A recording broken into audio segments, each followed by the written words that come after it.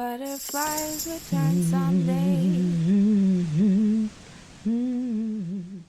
Imagine being told you are brave enough to die for a country, but too dangerous to carry a gun.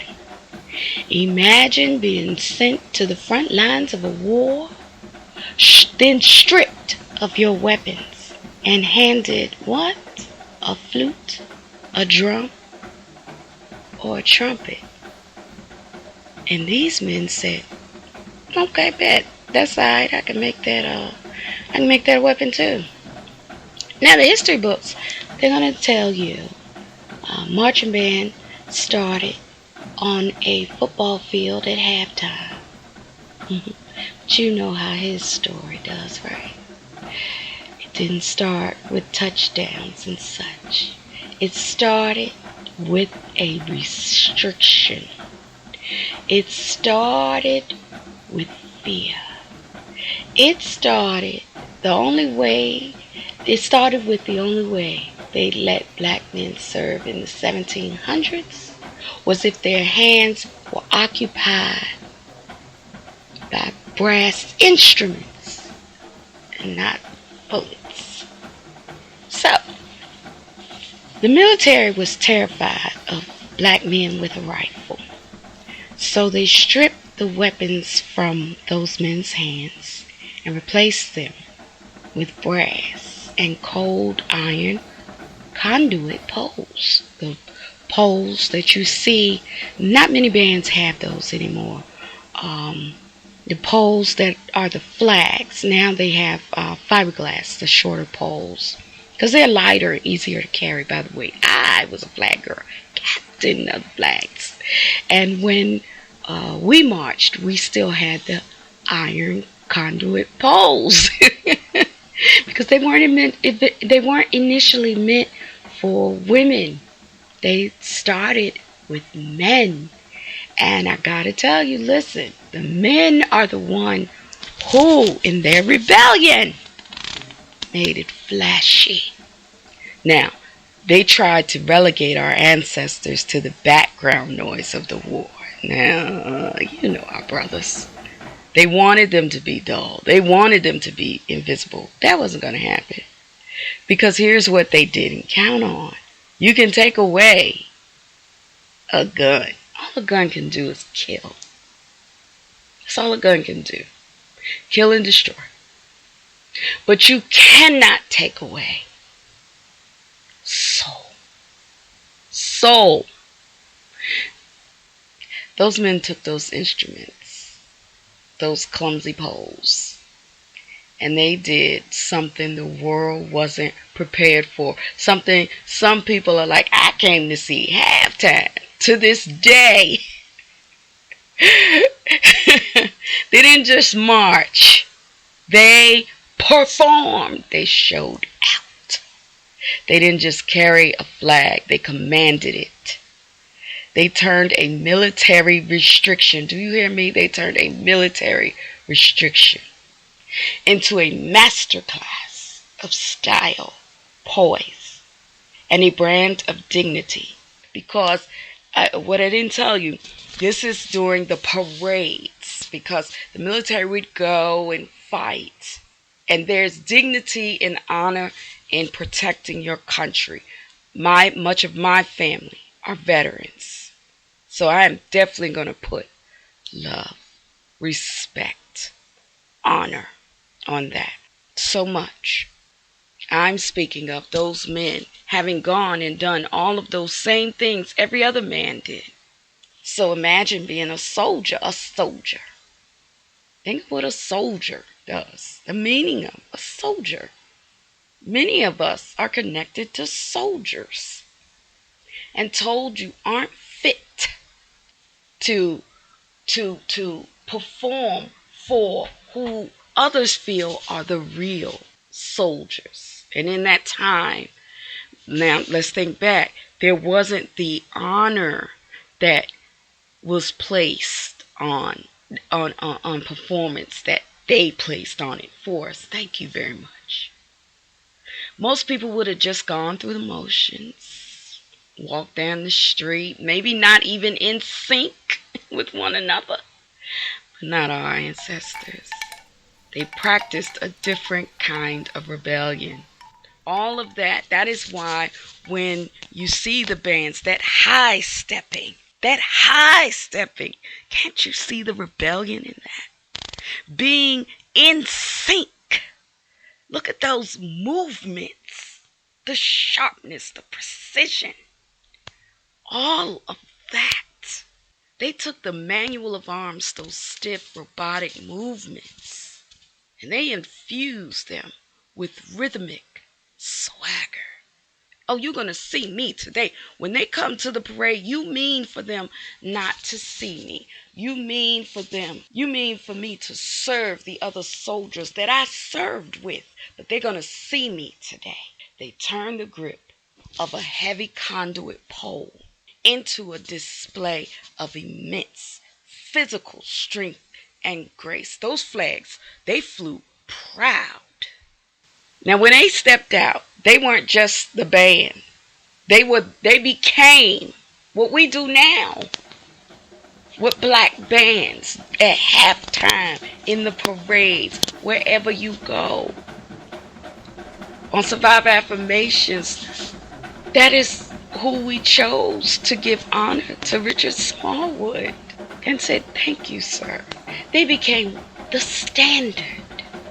They polished their brass before the parade or whatever performance it was until it blinded the sun. They moved with a synchronization so precise. It made anything else look sloppy if it couldn't come up to their standard. You thought I was going to have to meet your standard? No, you got to meet mine. And the music. This wasn't just music. It's a psychological uprising. It was a way of saying, you can deny me a bullet, but you will never match. I want you to match my brilliance. So when you see people, as we say, showing out, when you see those drum majors, my brother was a drum major. Oh, my little brother was a drum major. I told y'all, we used to have dance contests in our bedroom. And y'all may have laughed. They had dance contests. My brother became the drum major. My short brother was a high stepper. The ultimate high stepper. Brilliance. And speaking of high stepper, now this is where the high step comes from. Knees to your chest. This is where the power spin comes from. Those early flag bearers, they were men hauling literal metal conduit. They showed us how to do it. It was heavy. It was punishing. But you never drag it. You never show that it's heavy. You snap it. You spin it with a force that spoke of power, that you were forbidden because you were forbidden. You own that pavement. People hear you from a mile away. They're overlooking others that come before you to look and see who's playing that, who's playing that music, who's playing that song. And they show the world a level of poise and cool that redefined what it meant to be a man in uniform. Whatever you take will redefine that too. So when you see an HBCU band today, when you see those flags slicing through the air, you hear that whip.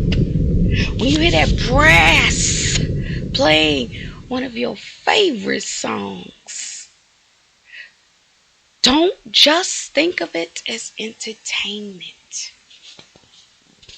It's rebellion. It's history. When you see your favorite high school band reaching up to be like that HBCU as we were doing, think about the men who were told to stay in the back, get in the back and serve these honorable men like they weren't honorable men.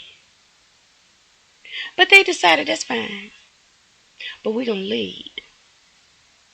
They took the tools of their exclusion and built a monument to black dignity. They took the tools of their exclusion and built a monument to black dignity. Don't ever let nobody try to make you dull. You become electrifying. And since this is extended Black History Month, Melanin March, I need to talk about women who helped me march. As I was marching in cities that weren't mine, but they were calling us the N-word, as they were sending death threats to us ahead of us coming to the Friday night, normal Friday night football, Friday high school football, and we were getting death threats. I need to tell you about Annie Mickens, because when I turned, I would always, if I got flustered, I would turn to my left. To the left means something very different to me, because this was late 1980s, and like I said, they were going to the testify before Congress, talking about how nasty and dirty the music was. And hey, I listen. All I knew is I couldn't listen to certain songs, and I didn't hear the songs at the same time other people did. And to this day, I'm still hearing songs that maybe others heard that I didn't hear, because I was not allowed to bring certain cassette tapes or songs into my mama's house, my grandma's house, my auntie house, my cousin house. You better not. If you're visiting with your friends, you better not. If you're in the car with them, you better not. Because they just, no. It just, no. So I wait, listen, at the time I didn't know about such things. But I did know that as we were marching down the street, we was called certain words. And I would look over to my left, and one of the women that I would see dressed so distinctly, wearing white gloves and head high. She was my lighthouse, Annie M. Mickens. She's an educator. In fact, she taught me, I believe, Algebra 2 and Geometry. Algebra 2 and Geometry she taught me, and she was also the sponsor for the Flaggers. Annie M. Mickens stands as a cornerstone of leadership and civic devotion in Petersburg, Virginia. You may not know, but Petersburg, Virginia is a Civil War. There's the Battle of Petersburg. But she's a career educator by trade. She's a public servant. She also served on the city council, and she was our mayor. She was the mayor after I graduated, and I wasn't surprised, not the least little bit. She lived this. We don't speak for people who have no voice. They have a voice. She lived that. She's an enduring influence. Miss Annie Mickens. When I turned to my left and I saw that short lady, because me and her were about the same height. I'm short. We were about the same height. And I saw that woman, and I would turn. She's always there. She and our band director, David Chambliss. And she was there. I don't know if she knows, but she was my lighthouse. I'm getting goosebumps. To see that short woman still head high, no matter what, and I knew they were saying things to her too, because they're doing it on both sides. I knew, keep marching, keep stepping. Girl, you keep stepping. That's what you do. And the boots I was stepping in, they were purchased by Argentine Tina Hansen, who's a teacher now. That's my aunt. She's a dedicated public servant all my life, and an advocate whose career, the whole time, that's what she's done. She's dedicated to local human rights. Those boots were expensive to the point where it was in danger of, even though I made the squad, I was very much in danger of not being able to march. And my aunt saw to it that I had those white knee-high leather boots and told me, you make sure you march. You make sure you march, and you make sure you make us proud. She came to the games and yelled my name. She came to the parades and she yelled my name. And so I wasn't not going to go out there when it was safe for us, and the call wasn't, it wasn't such that they had to care, that we were pulled from the game because the threat was so high. Often we went, but if the threat was too high, we just didn't go. But I made sure I was there. So it's like, why go? I went in the boots my aunt paid for because she had to go through her own thing. She's a light-skinned black woman who went through her own colorism, and at the same time went through Jim Crow, survived Jim Crow. Now I was going to march in the boots she bought for me. I'm just so grateful and thankful because none of us gets where we are by ourselves. And like I said, the boots I marched in, Miss Annie Mickens to my left, all those people spurred me through. The men who paved the way for everybody that paved my way of how to shine, how to march through, even as people are placing obstacles in front of you. I thank you. So much gratitude. So much gratitude. So much gratitude. Y'all be great, and I encourage you that as we continue to celebrate Black history, look around at all who have paved roads for you, all who lit that pavement up for you, and be thankful. All right, y'all, be great. Thanks for listening. This is Tonya GJ Prince. Thanks for listening. Y'all be great.